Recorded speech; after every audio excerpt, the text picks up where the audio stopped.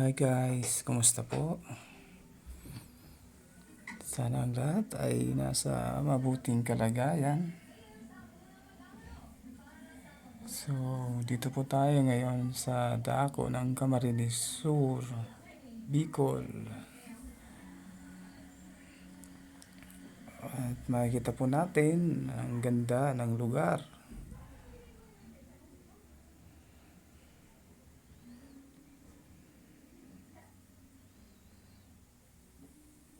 Yan po.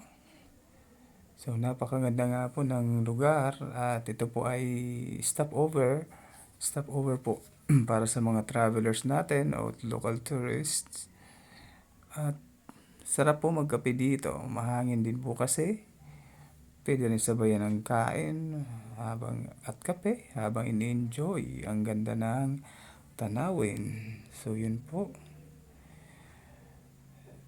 So, makikita po natin ang ganda ng tanawin dito. Ano po? Tanaw ang dagat at ang bundok. Ano po?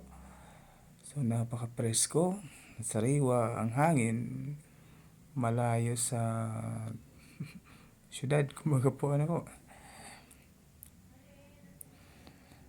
So, kung magandang panahon, walang masyadong ulap, tanaw din po dito ang Bulkang Mayon or ang mating Mount Mayon, ang pamusong, sabi nga, na Mount Mayon sa Albay, Bicol.